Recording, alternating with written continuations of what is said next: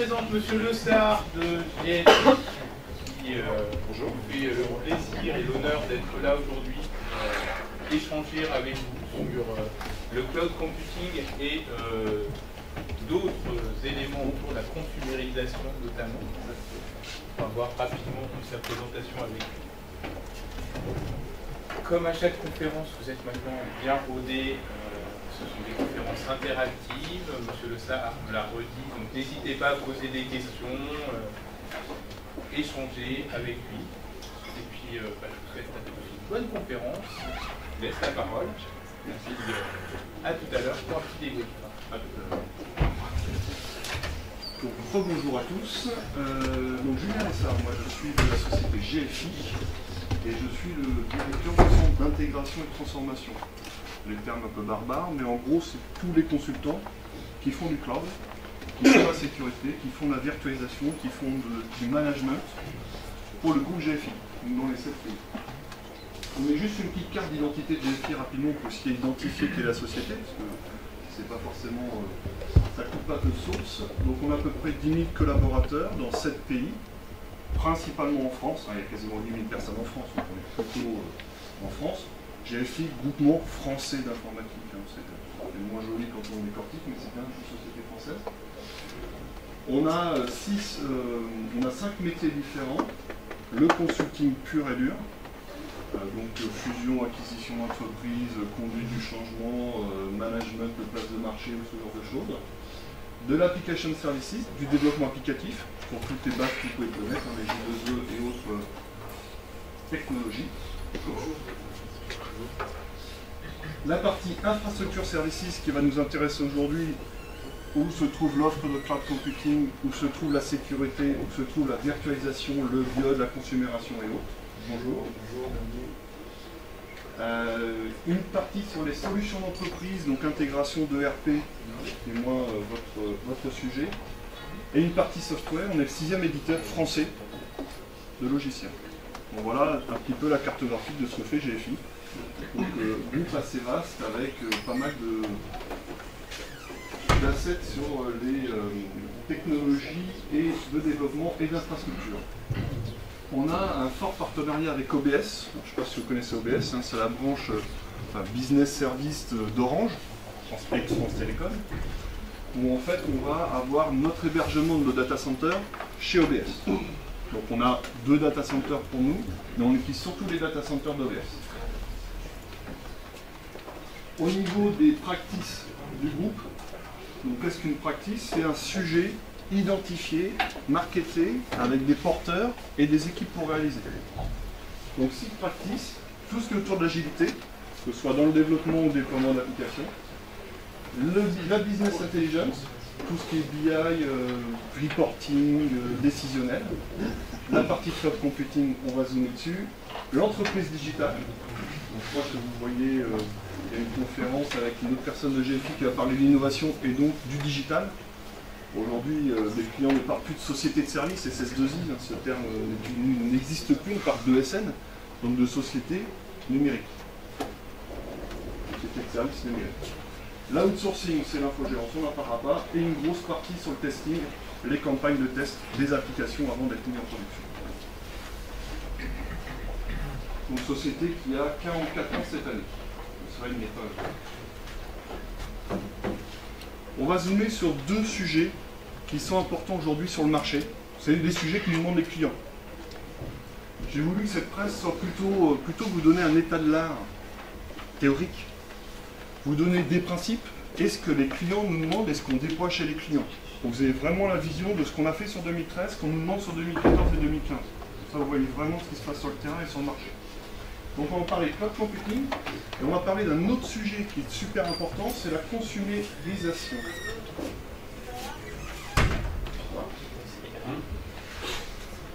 Donc, je ne sais pas si vous avez entendu parler du mot BIOD, le Bring Your Own Device. C'est un sujet, non? Personne? Si? Donc c'est ce genre de sujet qu'on va parler dans la consumérisation. Et d'autres sujets autour de ça. Sur la partie cloud, on va repasser juste 30 secondes sur les principes. Je pense que c'est des choses que vous avez déjà vues, entendu parler. mais c'est quand même important qu'on soit bien d'accord sur la définition. On a la couverture à gauche de ce qu'est l'IT dans une entreprise. Je pars de mon matériel jusqu'à mon application métier. Et je passe par la virtualisation, mon OS, mes middleware, ma base de données, mes serveurs de présentation, bonjour. Tout ce qui est interface de partage d'informations à travers les SOA, middleware, EDI et autres, jusqu'aux applications métiers développées pour le client. Donc ça, c'est la couverture d'IT. Qu'est-ce que fait le cloud? Le cloud, c'est trois familles de solutions qu'on propose à travers le cloud. Première solution, c'est le IaaS, Infrastructure as a Service. On met à disposition du client une infra. On l'héberge en fait, de façon simple, on appelait ça hébergement avant, le côté marketing s'appelle IaaS aujourd'hui, mais en fait c'est l'hébergement. On a des machines à lui dans un data center. Donc on a le réseau, le stockage, le matériel serveur, la virtualisation. Et on s'arrête. Deuxième sujet, le PaaS. C'est Platform as a Service. Là, on va lui proposer un package où il va retrouver tout ce qu'on avait dans le IaaS, plus la partie base de données, middleware, ordonnanceur, orchestrateur. Tous les logiciels qui permettent finalement de venir poser une application, mais sans l'application. On est juste la couche avant. Et le SaaS, le Software as a Service, là c'est l'application, tout packagé avec toute son infra. Donc qu'est-ce que ça veut dire dans cette slide? C'est quand on propose du cloud à un client, on lui propose soit l'hébergement en IaaS, soit on lui propose d'absorber ses applications métiers et lui donner accès sans qu'il s'occupe de toute la partie infrastructure et administration de son infrastructure, voire construction de son infrastructure.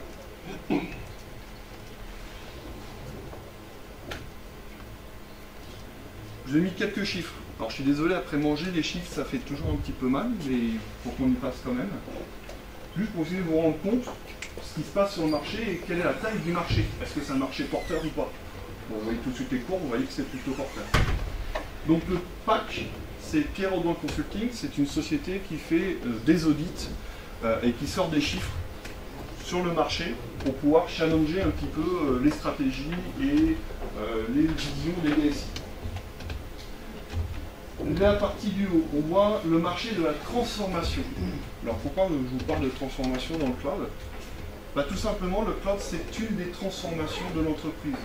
Les DSI, donc les sociétés, la partie informatique des clients, abordent aujourd'hui l'informatique différemment d'il y a 10 ans. Vous imaginez bien que ce n'est pas tout à fait la même chose. Il y a 10 ans, tout était dans les salles machines du client, surtout rien ne sortait. Et j'étais constructeur de services. La DSI construisait des services pour elle-même. Elle ne le partageait surtout pas, elle n'est surtout pas en acheter ailleurs. Il a fallu transformer ce modèle, parce que le problème de construire juste pour soi-même, on n'est pas forcément sur les bonnes pratiques du marché, et surtout, on n'est pas forcément au meilleur prix. Ça coûte cher, parce qu'on n'a pas mutualisé, c'est que pour nous. Les sujets de transformation aujourd'hui, c'est bien d'emmener ce client vers un nouveau modèle qui est de j'achète du service.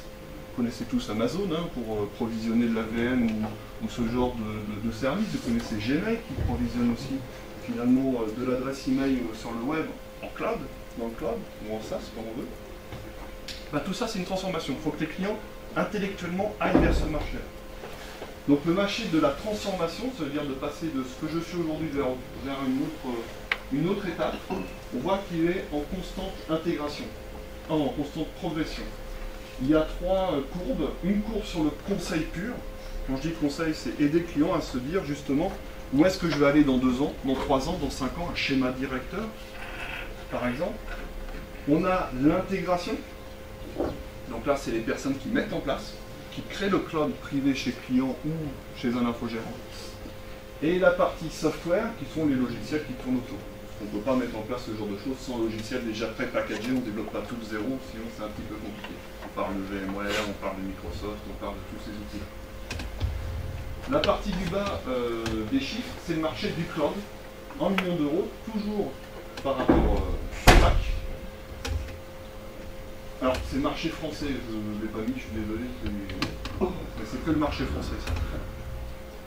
Donc on voit que le cloud, en fait, a mis beaucoup de temps à démarrer et à décoller. C'est un sujet qui, en France, a 3, 4, allez, ouais, disons 4 ans de retard sur nos amis américains ou anglophones. Pourquoi? Tout simplement parce qu'en France, on aime bien posséder, on aime bien avoir. J'ai ma voiture, je la loue pas, je l'achète. Vous allez aux États-Unis, ils sont tous en location de tout, ils louent tout. Même le téléphone, n'importe quoi, ils n'achètent rien, ils ne veulent pas de possession particulière. Et là, on est bien là-dedans. J'achète du service, mais surtout, il n'est pas à moi, je le loue. Quand j'en ai plus besoin, j'arrête l'abonnement. C'est comme Amazon, hein, j'arrête, je résilie mon abonnement, je l'arrête. C'est pas à moi, je ne le garde pas. Et donc ça, intellectuellement, en France, on a beaucoup de mal à avancer sur ce sujet-là.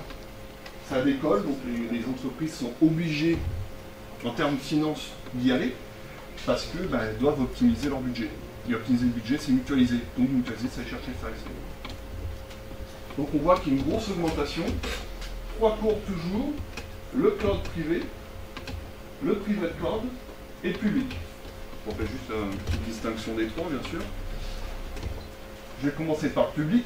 Le public, c'est ce que vous connaissez à travers Amazon. Je recite encore Amazon, mais qui a quand même un service très poussé là-dessus. C'est joue à n'importe qui sur le réseau, sur Internet, la capacité de prendre de la capacité de stockage, de virtualisation, du service que je veux rendre. Le Gmail est un peu dans la même logique. Et c'est du cloud pour le public. On va dire ça comme ça. Donc les entreprises, imaginez bien qu'elles n'y vont pas forcément à 100%.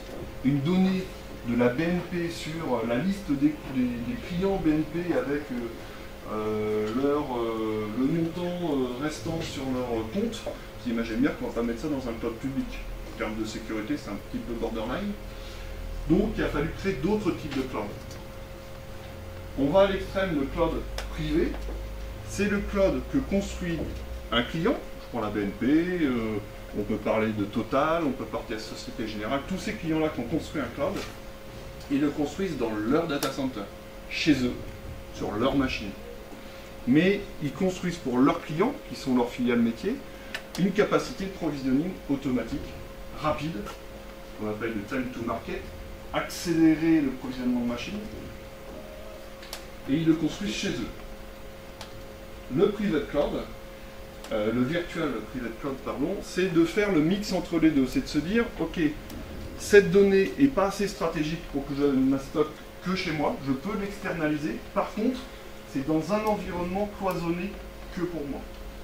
Donc c'est pas le public, parce que le public est ouvert à tout le monde, c'est un petit environnement pour moi.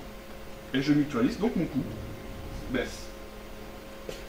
Donc on voit qu'il y a quand même une grosse envolée entre 2012 et 2015, on fait x2 sur le marché.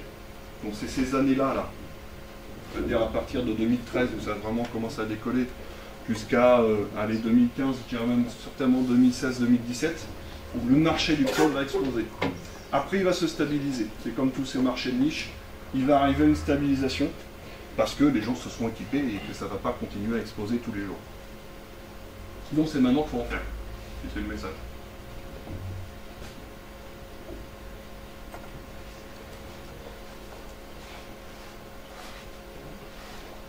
Les cas d'usage.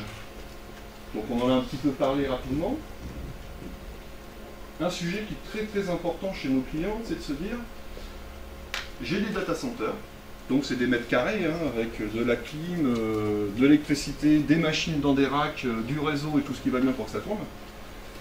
Et pour que ce soit rentable, un data center, il faut qu'il soit rempli. C'est tout bête, hein, mais s'il est rempli à 20%, il me coûte extrêmement cher. S'il est rempli à 90%, c'est rentable. Nos clients aujourd'hui n'arrivent plus à remplir leur data center.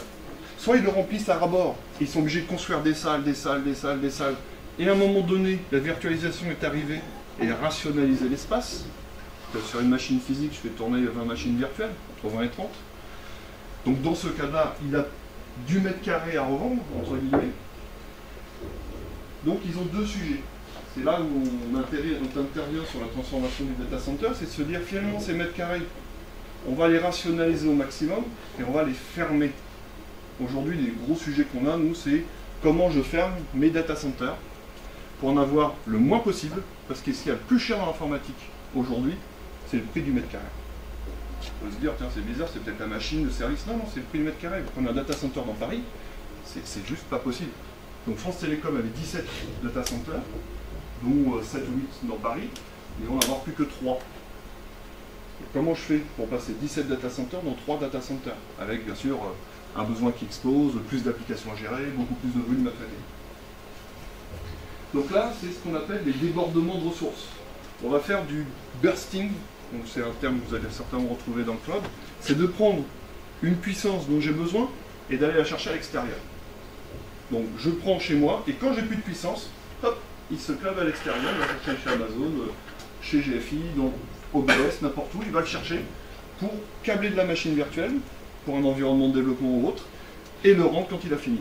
Ça évite de prendre du mètre carré, d'acheter de la machine, de la poser là, et qu'à continuer de consommer l'énergie pour rien, et du mètre carré. De la capacité à la demande. Nos clients, alors, je vais vous donner juste des petits ratios, pour provisionner une machine, qu'elle soit physique ou virtuelle pour l'instant, dans une entreprise, avec les processus IT et ainsi de suite, vous pouvez compter à peu près entre 15 jours pour les plus rapides, à 2 mois. C'est juste effarant, hein. On regarde tous bizarre. Clairement, aujourd'hui, avec du cloud, c'est provisionné dans le quart d'heure. Alors, ça marche jamais dans le quart d'heure, hein, dans la vraie vie. Hein. On compte l'heure ou les 2 heures, mais ça va être quand même plus rapide que 15 jours à 2 mois ou 3 mois. Donc ça, c'est de la capacité à la demande et surtout de la capacité de déprovisionner ce que j'ai demandé. Avant, j'ai demandé un serveur, généralement je l'oubliais, et il était là, et il continue à tourner, à consommer pour rien. Le time to market, je vous en ai déjà parlé. La mobilité. Le cloud, c'est quand même la porte et l'infrastructure qui va supporter toute la mobilité de demain. Quand je suis sur mon smartphone, ma tablette, ma phablette, mon téléphone, mon portable ou ainsi de suite, il faut que ma donnée soit synchronisée partout. Si j'ai un fichier, n'importe quoi qui est important pour moi, il faut que j'y accède partout. Et ça, qu'est-ce qui stocke cette donnée? Bah, c'est un page sur l'Internet. Donc, un service de cloud. Donc la mobilité est extrêmement liée à la partie cloud computing. La TAWAD, c'est anytime, anywhere, any device. C'est ce que je viens d'expliquer. Il faut que ma donnée soit disponible tout le temps, partout, et sur tous les devices. Ça, c'est le sujet de demain également. Cloud mobilité extrêmement lié sur ces sujets. On parlera du BIOD, mais on zoomera un petit peu plus tard dessus. La gestion de la donnée. Le défi de l'informatique de demain, et d'après-demain, il va encore un petit peu après, c'est la gestion de la donnée. Vous avez entendu certainement parler du big data. Le big data, c'est 2 sujets. C'est de traiter de la donnée dans un volume énorme, le big, et tout type de données. Ça veut dire que ma donnée, elle n'est pas forcément dans un fichier Excel ou CSV ou n'importe quoi, elle peut être dans une vidéo. Elle peut être dans un reportage, elle peut être sous une vidéo dans YouTube ou ainsi de suite. Toutes ces données, pour pouvoir les traiter, il nous faut des capacités énormes de stockage. Et la data, c'est ce qui augmente le plus aujourd'hui dans les data centers. Donc les B-disques et autres, c'est ce qui augmente le plus vite, c'est ce qui doit être géré. On triple la capacité de données sur un data center tous les 3 mois. On triple. Donc on parle plus de Tera, on parle de péta, mais on parle même quasiment maintenant de dizaines de milliers de pétas. Donc il y a des clients aujourd'hui, ils ont 10, 20, 30 pétas de stockage. Et encore 2-3 ans, ils utilisaient à peine le terme. Donc c'est quelque chose qui va très très vite. Et c'est le sujet de la gestion de demain. Et c'est le cloud qui répond en partie aussi. Parce qu'on mutualise la capacité. Et les nouvelles applications business, c'est se dire finalement, c'est bien d'avoir du stockage, c'est bien d'avoir du cloud, de pouvoir provisionner, mais il faut que je puisse l'utiliser pour mon business. Il faut que ça me serve dans mon métier. Donc ça, c'est la partie application business.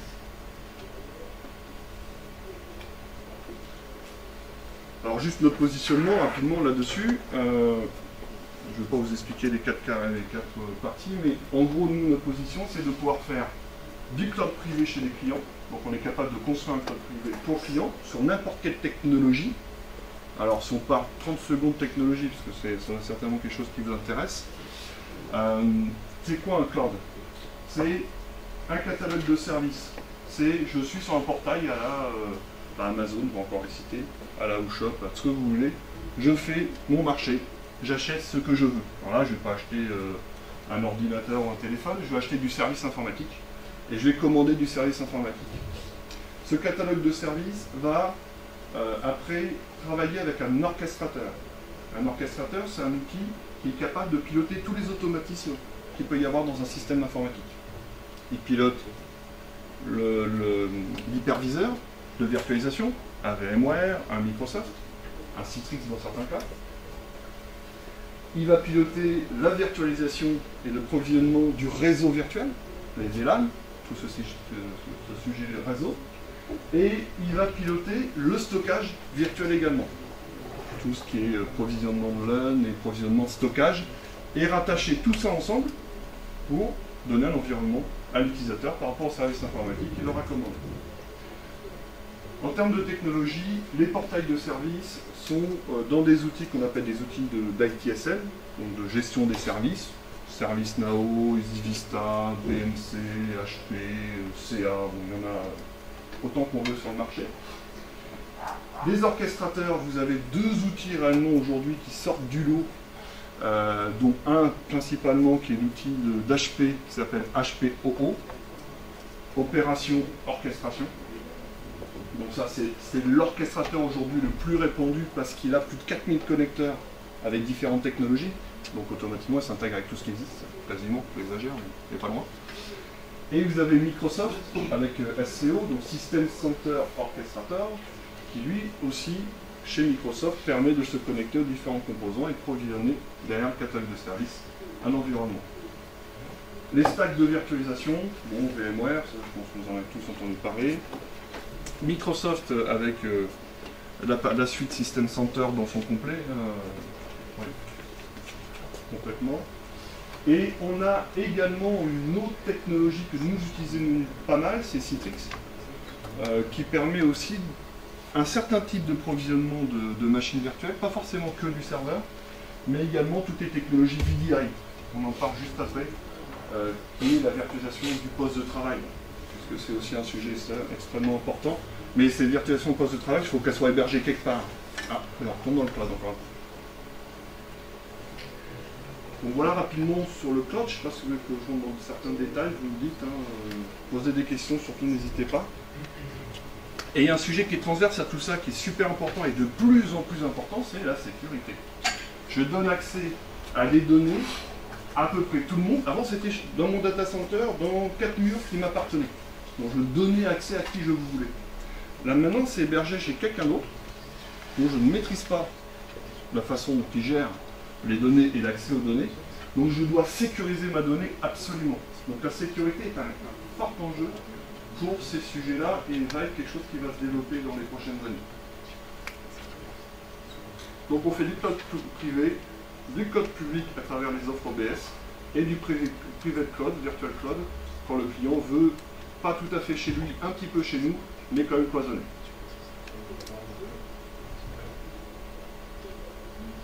Bon, c'est ce qu'on dit là. On va de l'étude de la stratégie. Aujourd'hui, pourquoi ça n'a pas décollé, c'est que les clients, comme je disais en France, sont plutôt je produis du service, moi, vers mes métiers, et c'est moi qui le fais, chez moi. Il doit devenir consommateur de service. Et c'est là où on aide sur la stratégie de comment y aller. Il ne faut pas y aller n'importe comment, il faut y mettre des limites, faut faire ce qu'on appelle des business plans, c'est voir comment économiquement il peut le porter et avoir un retour sur investissement. Aujourd'hui, il n'y a pas une entreprise qui n'investit pas 1 euro pour en gagner 3 dans les 6 mois qui viennent. Ça n'existe plus, ça, hein, avec la crise aujourd'hui. Toute dépense est mesurée et doit avoir une rentabilité, pas immédiate, mais dans les 6 mois, 1 an. Jusqu'à la mise en œuvre de la transformation, et je vous en ai déjà parlé. Quelques références, Total, BPCE, Thales, les technologies avec qui on travaille. Donc en haut, plutôt des hébergeurs de cloud public qui nous permet de faire le fameux bursting de tout à l'heure, de faire du burst. Donc on va trouver Orange avec OBS, CloudWatt, qui est une nouvelle société qui a été créée en fusion entre du Thales, du Orange et différentes sociétés. Du Azure, vous connaissez certainement aussi l'offre Azure, c'est un peu l'Amazon de Microsoft. Où on va aussi projeter des applications et clients sur Azure. Et les partenaires technologiques, j'en parlais, HP avec le fameux orchestrateur de tout à l'heure, la suite Microsoft, les suites VMware et Citrix. Voilà sur cette partie cloud. On fait juste une petite pause sur ce sujet-là. Est-ce que vous avez des questions, des choses sur lesquelles vous voulez que je zoome un petit peu plus sur ce qu'il y a sur le marché ou des questions que vous vous posez dans le sujet? Ou je vous ai tous endormis? C'est l'un ou l'autre. Ça doit être la deuxième. Bon. On passe au deuxième sujet. La consumérisation. Alors là, c'est un mot déjà un petit peu compliqué à prononcer. On voit émerger aujourd'hui des utilisateurs différents des utilisateurs d'il y a 15-20 ans. Alors on n'est pas tout à fait du même âge, même si on a une différence de plus de 50 ans, mais mon père qui était dans l'informatique, quand je lui présente ça, il me dit mais ça ne peut pas marcher, c'est pas possible, ça n'existe pas ça dans l'entreprise. Ben si. Aujourd'hui on arrive tous avec une envie, c'est de pouvoir travailler dans l'entreprise un petit peu avec les outils qu'on utilise chez nous. On n'a pas envie de réinventer la poudre, et surtout que ce qu'on utilise chez nous, généralement, est un petit peu plus performant que ce que l'entreprise propose. Et ça, c'est un vrai décalage qui se creuse de plus en plus, parce qu'on accélère de plus en plus sur les technologies à l'accès public, et on a une vraie prise de pouvoir par l'utilisateur, finalement, du SI. Il se dit, bah, moi je sais faire ça chez moi facilement en 3 clics, je ne vais pas attendre que l'entreprise réfléchisse à me proposer quelque chose dans 6 mois. Je prends un exemple tout bête, c'est je veux stocker de la data, des fichiers, je veux les partager avec mon équipe. Qu'est-ce que vous me proposez l'entreprise? Ah bah je vais te créer un partage, maintenant c'est compliqué, il faut que tu me donnes la liste de tout le monde en avance, il y a 3 mois d'attente. Ouais ok, bon bah je vais prendre une Dropbox ou je vais prendre un Drive, autre chose.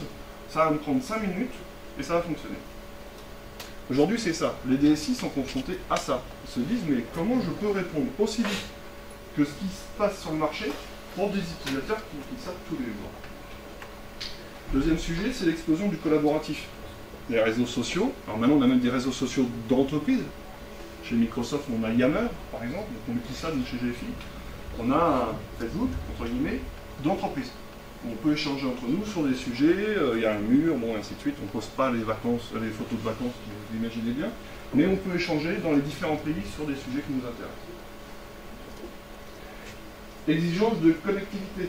Oui, c'est sûr qu'il y a 10-15 ans, mon smartphone n'était pas connecté en 3G, bon, en 3G surtout pas, mais connecté et que j'avais pas mes mails en push dans la seconde, ouais, c'était pas très grave en soi. Aujourd'hui, si on n'a pas ça, on ne peut pas travailler. Attendez-moi, si j'ai pas mon smartphone avec mon calendrier et mes mails, c'est mort. Je peux rien faire. Donc ça, l'utilisateur me demande de plus en plus. Avoir accès à un service partout. Et ne pas, je sors de l'entreprise, j'ai plus accès au SI, je ne peux plus rien faire, je ne peux plus travailler. Donc le télétravail, ainsi de suite, c'est quand même quelque chose qui est amené par ce système de consumérisation. Des fichiers de plus en plus volumineux, on parlait du big data, et l'appropriation du matériel pour un usage partagé pro-perso. Ça, c'est pas le standard GFI. Vous le savez peut-être, mais c'est pas des Mac pour tout le monde. C'est du perso mis dans l'environnement pro.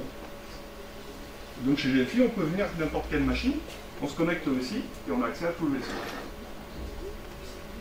Donc ça c'est aussi, mais pour que ça, l'entreprise l'accepte, il faut qu'on ait sécurisé les applications, qu'on ait sécurisé l'accès. On ne peut pas laisser n'importe qui avec n'importe quoi se connecter sur le SI. C'est comme un site d'entreprise. Donc il faut y réfléchir, comment je fais, comment je gère. Donc tout de suite, et si pas possible en entreprise, je vais chercher ailleurs. Et là est apparu le Bring Your Own Device, donc j'arrive, je viens travailler avec mon matériel.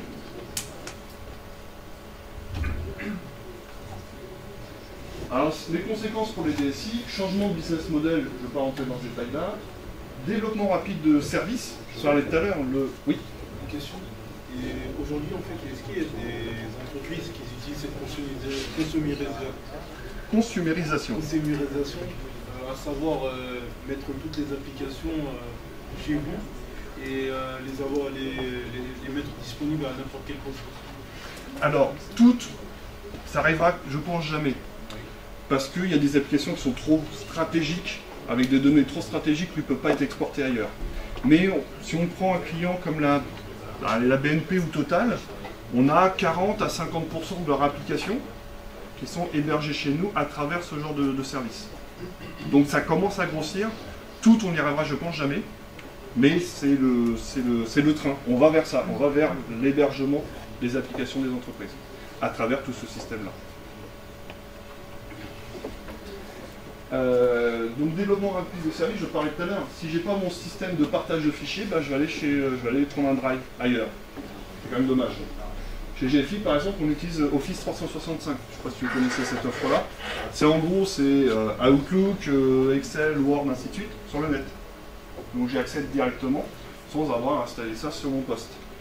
À travers ça, il y a du SharePoint et OneDrive, qui est un sujet aussi qu'on partage. Et on a un OneDrive d'entreprise. Donc on a chacun notre OneDrive pour partager. Dès qu'on veut partager quelque chose, on le met dedans et on balance les URL de partage et ça va bien. Ça, si on n'avait pas ce sujet-là, on ira chercher du Dropbox. Et des données de l'entreprise seraient sur un Dropbox non maîtrisable. Parce qu'on ne sait pas ce qui s'y passe. N'importe qui peut y accéder. Quelqu'un peut hacker, on ne sait rien. Donc arrivée de nouveaux périphériques non managés, on va voir comment on manage les périphériques, et accroissement des volumes de données. Et un besoin d'ouverture, de pouvoir consulter mon SI n'importe où. Donc décloisonnement et gestion des risques, surtout sur la sécurité, il ne faut pas laisser tout le monde faire n'importe quoi sur le SI d'entreprise. Et une ouverture granulaire, alors c'est un terme un peu barbare, mais c'est le self-service de tout à l'heure, c'est mon fameux portail, mon catalogue de services. Je peux aller chercher un service d'entreprise comme bon me semble, et je peux, moi, côté d'entreprise, maîtriser ce que je propose à mon client, qui est finalement mon collaborateur. Alors les modes d'usage en entreprise, on voit qu'on change beaucoup de modes d'usage. Le time shifting, c'est entre guillemets, le partage de travail, mais ça vous le savez déjà, mais c'est surtout la partie télétravail. C'est être capable. Finalement, moi, ça peut m'arriver, entre deux voyages, Suisse, Espagne, je me pose une journée chez moi et je bosse de chez moi. Il faut que de chez moi, je sois capable de pouvoir porter tout ce que je fais si j'étais dans les locaux de l'entreprise.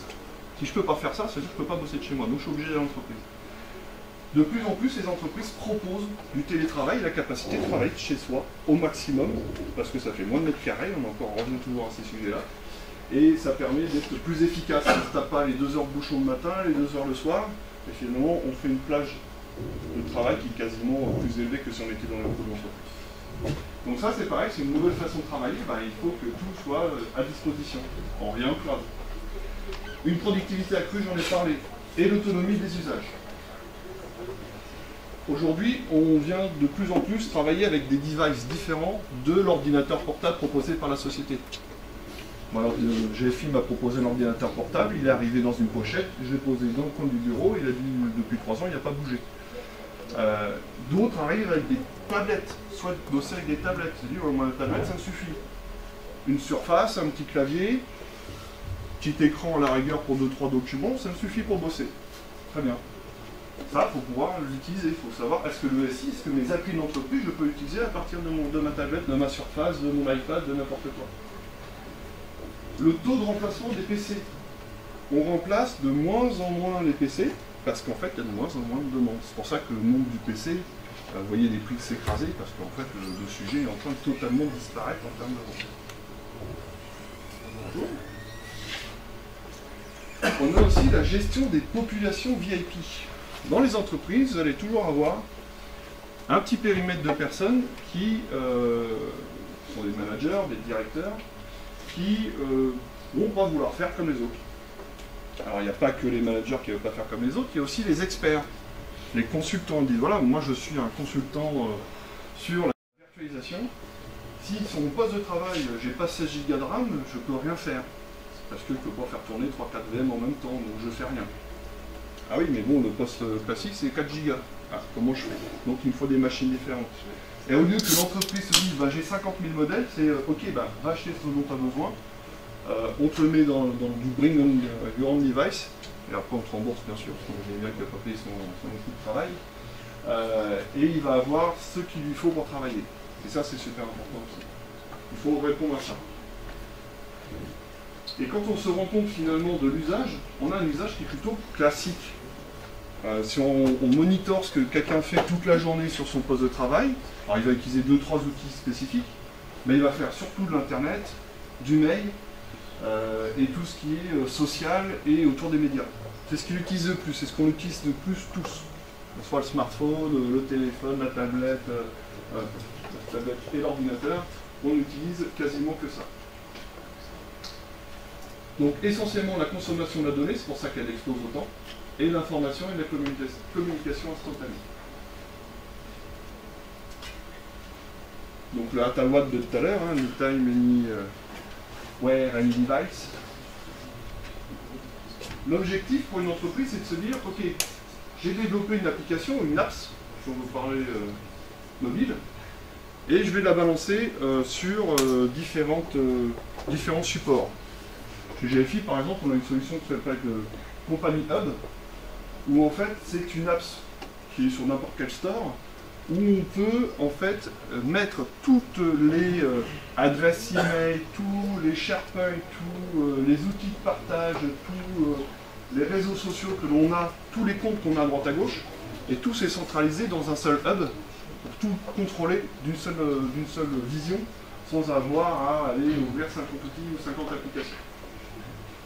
Donc ça, quand on l'a développé, il va bien falloir se dire, mais sur quoi on développe, pourquoi, sur quel type de plateforme. Et si on applique l'ATAWAD, on l'a développé sur tout.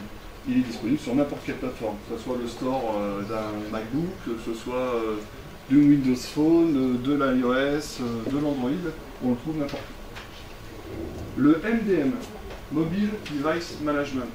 C'est bien beau d'avoir des devices dans tous les sens, sauf qu'il va falloir les gérer. Demain, je me fais piquer mon téléphone portable pro, il a accès au SI, vu que j'ai tout mis de SI dessus. Qu'est-ce que j'en fais? Il est perdu, il m'en a volé, qu'est-ce que j'en fais? Il faut que je sois capable de les raser à distance. Le mec se connecte, il veut le reprendre, le téléphone est formaté. Ça, c'est des sécurités que portent les outils de MDM. Sauf s'il n'y a plus de réseau. Sauf s'il n'y a plus de réseau, mais s'il n'y a plus de réseau, il n'utilisera pas. Donc il ne se connectera pas. Parce qu'il faut récupérer ce qu'il y a dessus. Alors il n'y a rien en local vu que c'est du cloud. Mais oui, il ne faut pas qu'il y ait trop de cache. Mais logiquement, si on est dans le cloud, on n'a pas ces soucis-là. Donc dès qu'il va se voir se connecter pour consulter quelque chose, l'ordre va être demandé au téléphone de se raser. Donc tablette, téléphone, tout ce que vous voulez. Pas encore ce genre de device-là, mais les devices un peu plus mobilité. Alors ça permet de les gérer, savoir où ils sont, savoir ce qu'il y a dessus, s'ils sont en panne souvent, les dépanner, bon ça permet de le gérer quoi, de façon générale et à distance. Le biode, j'en ai déjà parlé, je ne vais pas revenir dessus, c'est ça. Je viens avec mon matériel et on permet de travailler même avec mon matériel dans l'entreprise, avec le même niveau de sécurité que si c'était un portable de l'entreprise. Ça c'est super important. Et de l'autre côté, c'est un petit peu les différentes utilisations qu'on va en avoir.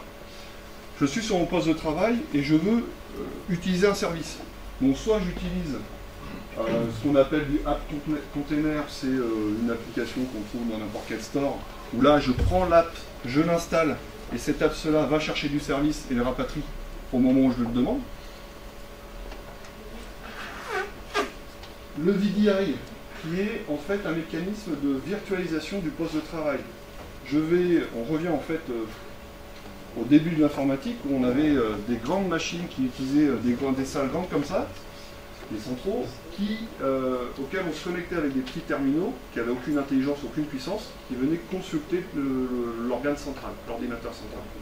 On revient exactement au même système, en fait on a inventé le distribué, on revient en arrière, un petit peu plus high-tech quand même, mais on revient dans la même logique, c'est de se dire on met pas trop de puissance, pas trop d'intelligence dans le device, tout va être en centrale, on revient au cloud, toujours le même système, et on va consulter l'information qui se trouve dans un endroit plus centralisé. Donc on le partage plus facilement également, parce que si c'est sur mon poste de travail, c'est plus compliqué à partager. Et donc le VDI, c'est de dire, par exemple, vous avez Citrix qui fait ça très très bien depuis la nuit des temps avec du MetaFrame et avec les nouveaux les Xenapps et Xendesktop d'aujourd'hui, qui est en fait un déport d'affichage.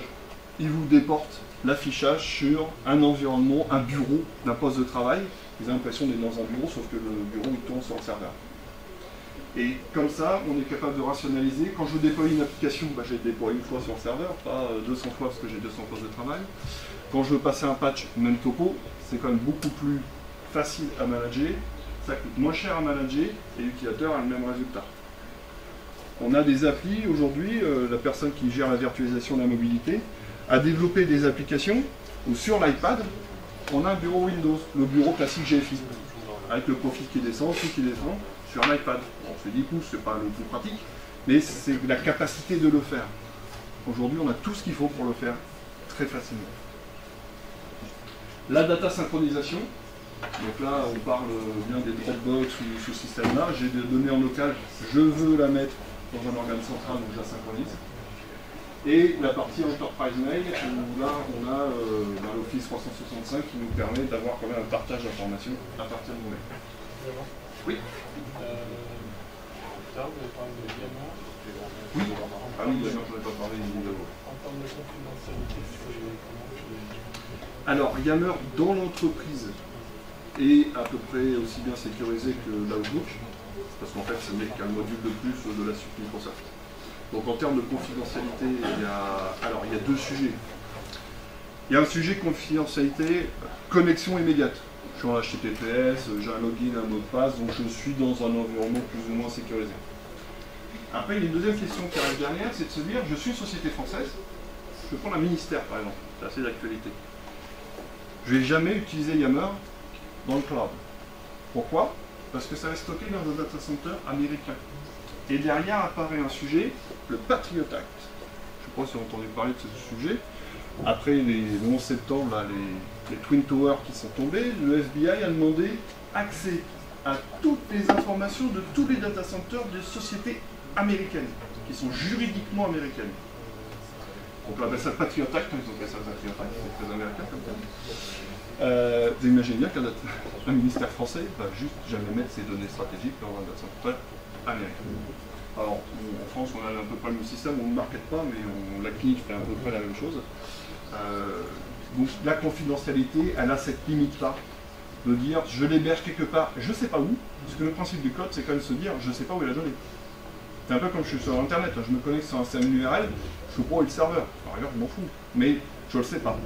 Là, ma donnée c'est pareil, elle peut être n'importe où, et en plus elle bouge. Parce que je la synchronise.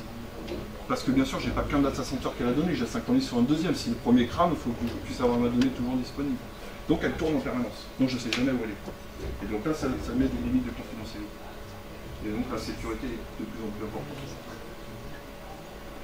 D'autres questions? Oui.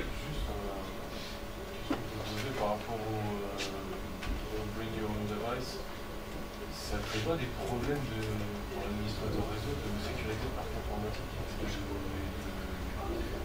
de complexité de parc informatique. Pas de gestion? De gestion. Alors, oui, énorme. Ça crée d'énormes soucis intellectuels. Déjà, avant tout problème technique, intellectuellement, on revient à notre bon vieil adage de français qui aime bien avoir une propriété. On se dit, ouais, mais si tu n'utilises pas le matériel que j'ai configuré pour toi, que je connais par cœur, je ne vais pas pouvoir te donner accès, je suis désolé, ça ne va pas être possible. Malgré ça, l'utilisateur va avoir un besoin. Donc les DSI aujourd'hui, elles sont dans le dilemme. On les accompagne beaucoup dans la réflexion de qu'est-ce que le BIOD et qu'est-ce que je peux faire dans le BIOD et ce que je ne ferai jamais. Nous, on a été un peu à l'extrême chez GFI. C'est vraiment un petit peu ce open bar. J'ai un câble réseau, je me connecte, j'ai accès à tout ce qu'il y a. Après, j'ai compte, mot de passe, ainsi de suite, bien sûr, mais je peux mettre n'importe quoi sur le réseau, ça va être accepté, il prend une IP DHCP et c'est parti. Beaucoup d'entreprises, j'ai fait un rendez-vous France Télécom en début de semaine. France Télécom, hein, Orange maintenant, grosse entreprise France Télécom, se pose la question, mais qu'est-ce que je vais faire avec le BIOD? Ils ont un problème, pour déployer un poste de travail, il faut qu'ils envoient un technicien. Ils ont des sites partout, des sites partout. Ça leur coûte les yeux de la tête, d'aller juste emmener une machine sur le bureau du mec et lui dire ok, je te connecte, c'est bon, ça marche, au revoir. Le mec a fait le déplacement juste pour ça, parce que nous, il met le câble réseau, si c'est bien formaté, ça marche quoi. Hein. Ça leur coûte très très très cher en proximité et en prestation de proximité. On est pas en train de discuter, leur dire voilà, diode, c'est l'utilisateur qui arrive avec son poste de travail, vous n'envoyez personne. Vous lui fournissez un câble réseau, le service partagé, et il se débrouille. Le seul problème, c'est que toute la partie sécurité de France Télécom ou d'Orange n'a pas envie d'y aller, a peur d'y aller, et c'est ce qui freine aujourd'hui ce marché. Ça va commencer à dérouler parce que certaines grandes entreprises ont investi, donc les autres se disent, alors sinon, si Total l'a fait, si la Société Générale l'a fait, je peux le faire. Mais ça a mis du temps, un peu comme le cloud, à partir à cause de ces soucis intellectuels et de se dire je perds le contrôle de ce qui se passe. J'ai beau avoir le MDM, j'ai beau avoir des applications que je gère en centrale, malgré tout, ce qui se passe entre mon application centrale et le poste et le mobile, je ne le gère pas. Ce n'est pas chez moi. Donc, vrai problème, et pas de solution aujourd'hui réellement idéale. Alors, au lieu du diode, beaucoup de clients font du SIOD. J'ai beaucoup de termes. C'est des choses you're on device. C'est un peu pour passer à côté du sujet et de se dire je suis l'entreprise, au lieu qu'il ramène le PC qu'il veut, je vais regarder ce que les gens veulent et je vais ajouter à mon catalogue ce que les gens demandent de façon générale. Ils veulent un Mac. Super, eh ben, on va mettre Mac dans la liste et vous allez pouvoir choisir un Mac. Mais, bien sûr, derrière, hors les sous, je suis assez d'accord, c'est aussi le sujet de il va falloir que je gère plein de masters, plein de gestions différentes. Il faut que mon support informatique sache que c'est qu'un Mac parce que c'est pas la même chose qu'un PC, ça se dépanne pas pareil. Ça comprend en panne de notre côté, mais bon. Juste pour revenir à ce sujet-là, c'est des façons de passer autour du sujet et les entreprises réfléchissent à ça, mais il n'y a pas encore de solution idéale. Après, le MDM, sur le deuxième problème juridique, alors non, parce que si vous acceptez d'avoir une... Alors non, oui, il n'y a pas de vide. En fait, ce qu'on fait, c'est que quand vous voulez accéder au SI, vous allez signer une petite charte d'accès.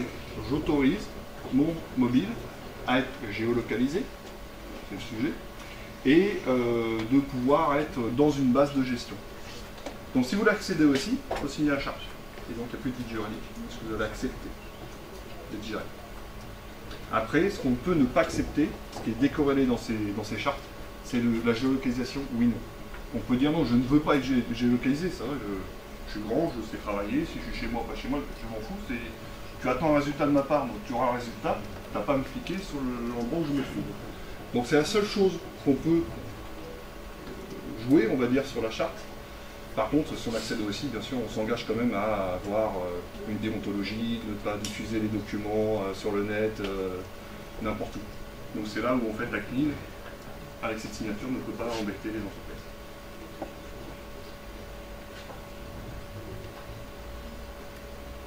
Alors c'est super, ce qu'on voit bien, c'était là-haut. Alors, chez GFI, on a une offre qui s'appelle Mobile to Go, qui est vraiment se poser la question de comment je gère ma mobilité dans l'entreprise, comment je gère mon biode, mon SIOD, mon COP, il y a encore d'autres termes, hein, COP, COPE, qui sont encore d'autres termes qui vont venir en déviance sur le biode, et qu'est-ce que je peux proposer comme solution à mes entreprises. Bureau virtuel, j'en parlais tout à l'heure, avec Citrix, ou avec du VMware, mais VMware est très en retard sur ce sujet-là. VMware, il faut savoir qu'ils sont super bons en infrastructure data center. Ah, vraiment, c'est une référence, c'est le top. Ça coûte très très cher, mais c'est le top. Et Citrix, un petit peu moins bon là-dessus. Par contre, quand vous êtes sur le poste de travail, VMware est à 10 ans de retard. Ils ne savent pas ce que c'est. Le View, là, le module View de VMware, c'est juste une hérésie, techniquement parlant. Citrix, ça fait 20 ans qu'ils font ça, le bureau virtuel. Alors, ils n'ont aucun mérite, hein, ça fait 20 ans qu'ils en font, donc ils sont meilleurs que les autres qui en font plus de 2 ans. Mais voilà, donc nous on utilise plutôt, on déploie pour nos clients plutôt du Citrix, et on déploie finalement le bureau. Donc au lieu d'avoir installé sur sa machine, c'est sur un serveur, et on déporte l'affichage du bureau et de la personne avec tous les intérêts qu'on a vu tout à l'heure. LataWatch, je pense qu'on a assez parlé de ce sujet-là. le MDM et le MAM, donc MDM Mobile Device Management, MAM Mobile Application Management. Ma question c'est de savoir, est-ce que je gère mon mobile de façon générale? Tout à l'heure je disais, je perds mon mobile, j'efface le mobile. Alors, ça c'est l'extrême. Je peux très bien dire, voilà, cette personne n'a plus accès à l'application tant, parce que, je sais pas, elle n'a pas payé l'abonnement. Est-ce que je vais formater sa machine? Peut-être pas, peut-être tu en veux que l'appli. Donc le MAM, c'est quelque chose de beaucoup plus fin qui gère application par application. Et le MDM gère le device complet. Voilà la différence entre les deux. Et le diode, on en a discuté également. Donc les enjeux, je pense qu'on va passer très rapidement là-dessus, c'est le côté contrôle. Ouais, poser une petite question. Je voulais poser par rapport à la structure de l'entreprise. Quand une personne ramène son matériel au sein de l'entreprise et qu'une fois qu'il vous quitte, comment vous êtes rassuré que toutes les applications concernant le SI de l'entreprise a été retirées de... C'est impossible. C'est impossible et c'est tout autant impossible que la clé USB qu'il utilisait avant pour stocker ses fichiers. Pareil, on ne peut pas savoir. C'est impossible à contrôler et on peut faire tout ce qu'on veut, on peut bloquer, comme à un moment les entreprises bloquer les ports USB, des portables pour pas qu'il y ait clé USB. Donc, tous ces délires-là, on est incapable de contrôler tout ça. La sécurité est inventée par des hommes. Il y a toujours des hommes qui sont plus malins pour dévier la sécurité. On signe des documents, les fameuses chartes dont je parlais tout à l'heure, qui, au moins juridiquement parlant, engagent les deux parties. C'est la seule chose qu'on peut faire. On peut avoir tout ce qu'on veut, on ne peut pas faire plus, malheureusement.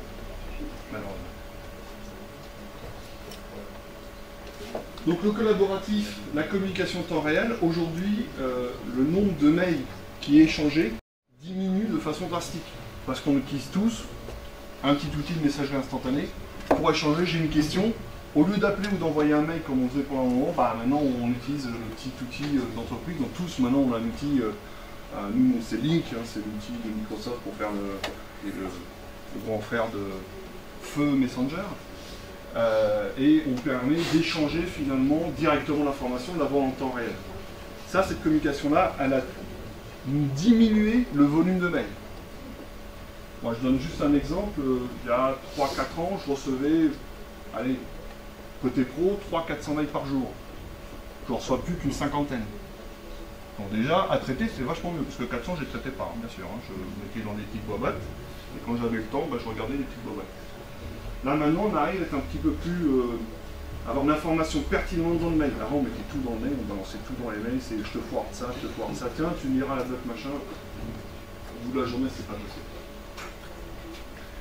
La rationalisation des accès et la garantie de la sécurité de la donnée.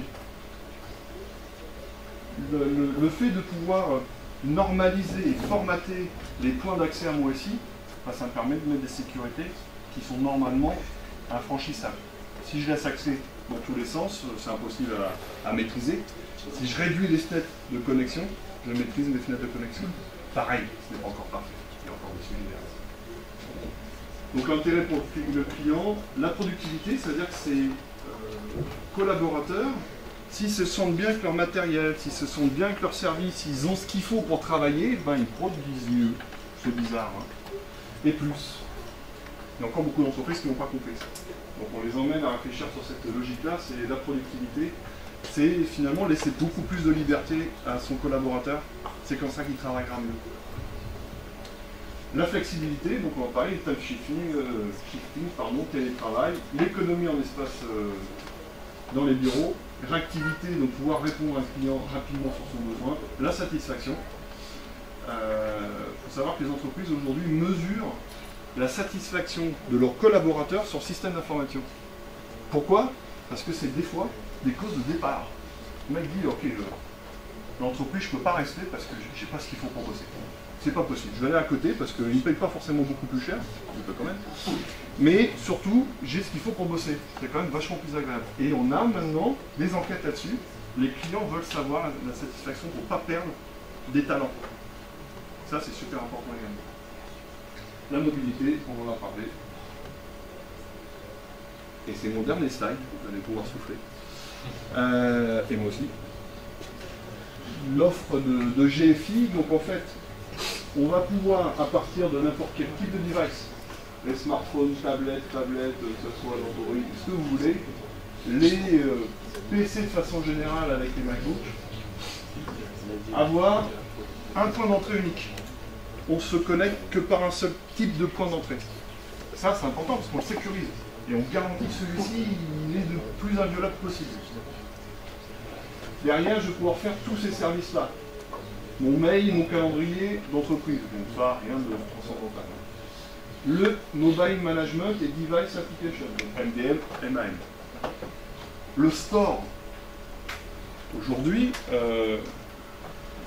on ne peut plus nous imaginer ne pas avoir l'application d'entreprise dans un portail ou dans un store et je fais 3 clics et je l'ai qui s'installe. C'est devenu tellement naturel chez nous de faire ça sur son iPhone ou son Android que pas avoir ça dans l'entreprise, ça fait un manque. Mais vous avez très peu d'entreprises qui ont un store, hein, je vous rassure tout le temps. C'est extrêmement rare, ça arrive. Les clients commencent à se dire, ah oui, bah tiens, mon application, au lieu de faire un package de déploiement par GPO, MSI, tout ce qu'on veut, je vais le mettre dans une app, c'est du client, mon collaborateur ira chercher s'il en a besoin. Et je ne vais pas lui charger un poste de travail avec toutes les applications d'entreprise qu'il n'utilisera jamais. Il faut que je paye les licences derrière. C'est pas intéressant.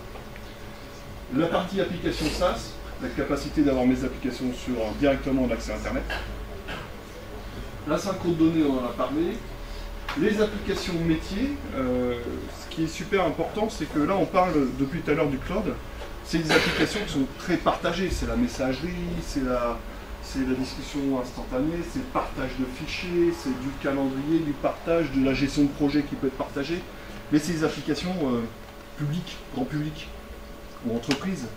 Mais ce ne sont pas les applications métiers, business de l'entreprise. Quand je suis Société Générale, j'ai mon outil de gestion de mes comptes clients. Ça, c'est ça l'application métier. Et ça, il n'y a personne d'autre qui l'a, c'est mon appli à moi, qui est développé pour la Société Générale, par la Société Générale. Donc dans ce cas-là, il faut quand même pouvoir les proposer dans le store et dans un portail, même si ce n'est pas quelque chose qui est packagé par quelqu'un d'autre. Donc là, il y a un gros travail de refonte des applications et de logique de provisionnement de l'application. Et la partie bureau virtuel, donc le fameux VDI dont je parlais tout à l'heure, en remote, en déconnecté, on peut gérer du cache sur certains, sur ce genre de machine-là, on peut dire, ou un portable n'importe lequel. On met du cache sur mon bureau déporté, ça évite que le réseau prenne tout dans la tête à chaque fois que j'ouvre une session. Et derrière, on sécurise les flux vers le SI et on accède à l'annuaire d'entreprise, à la messagerie, aux bases de données, aux fichiers, aux services web et aux applications métiers. Cette bulle, là, Mobile to Go, elle est portée, et c'est le seul éditeur au monde à aujourd'hui, parce que ça change tous les 2-3 mois, qui sait faire ça, c'est Citrix. On en parle beaucoup moins que VMware et Microsoft sur le marché, mais si vous voulez faire ça, bon, Microsoft est à 200 km du sujet, VMware s'en approche parce qu'ils viennent de racheter 2-3 outils pour pouvoir commencer à faire du MDM et du MAM, et de l'application store, parce qu'ils ne savent pas du tout faire ça, ils savent provisionner une serveur, mais après le reste, il ne se passe rien. Et ils ont une logique autour du VDI. Mais ils sont encore très loin de pouvoir couvrir tout le scope. Le seul qui fait aujourd'hui, c'est Citrix, et qui le fait depuis un bon nombre d'années finalement. Même si ça ne s'appelle pas comme ça.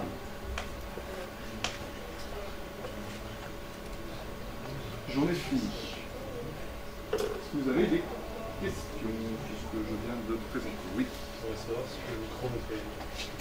Alors, le micro VPN, en fait, vous voyez ce qu'est un VPN.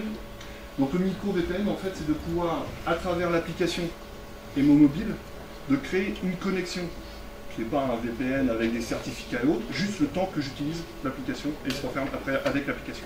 C'est un micro VPN. C'est une connexion éphémère. Tout à fait. Et qui est normalement dynamique, aléatoire, pour ne pas être tracé d'une connexion à l'autre. Le terme on-premise, sur site. Bon, c'est l'anglais, mais au cas où.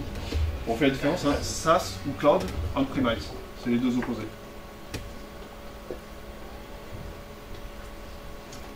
En termes de capacité, Citrix il est capable de prendre d'enregistrer en fait combien en fait au niveau de la capacité. Si on a une application métier par exemple qui est grosse, et Citrix en fait, est-ce qu'il est capable de prendre toutes sortes d'applications, qu'elles soient grosses ou petites Il prend n'importe quoi, en fait, c'est souvent lié à l'infrastructure qu'on met derrière. Si on veut traiter une grosse application, bah, finalement, qu'est-ce qu'on va faire? On va avoir le serveur qui gère l'application classiquement jusque-là, et on va juste déporter l'affichage. Donc on n'a pas besoin de puissance dans Citrix particulière, on a besoin de puissance dans le serveur qui héberge l'application. Et après, on déporte juste l'affichage ailleurs que sur le serveur. Donc il n'y a pas besoin de puissance particulière, il y a besoin de réseau, parce qu'il faut que les images puissent passer. Mais sinon, il n'y a pas besoin de puissance particulière. Donc il accepte n'importe quoi. Alors quand je dis n'importe quoi, quasiment tout.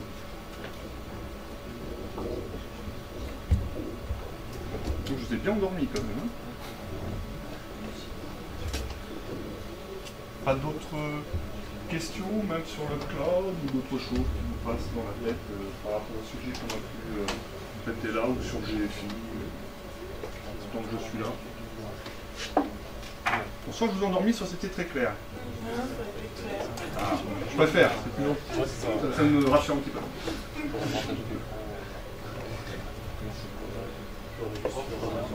Oui.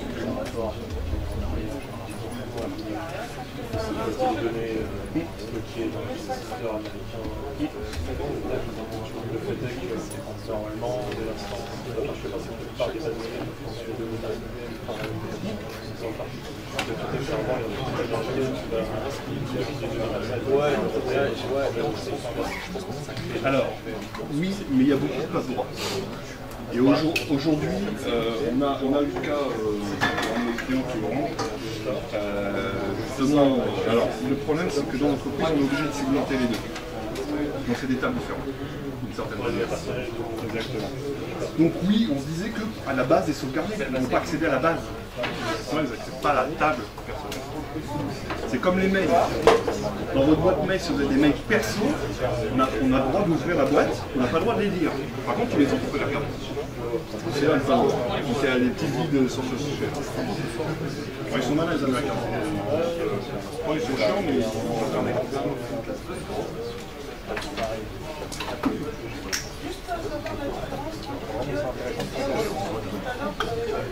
Alors BioX, en fait il y a avant que le BioX soit vraiment formaté comme on le connaît aujourd'hui, il y a eu d'autres lettres derrière le code, derrière le groupe, c'était de dire venir avec, je sais pas, son mobilier, venir avec, travailler avec ces éléments à soi. On l'a appris pour l'informatique sur le BIOD, le device. C'est ça pour ça qu'il y a le X, parce qu'il y avait autre chose que le BIOD pour la mobilier.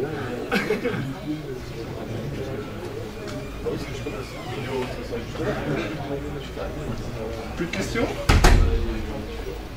Et bien je vous remercie. Merci beaucoup.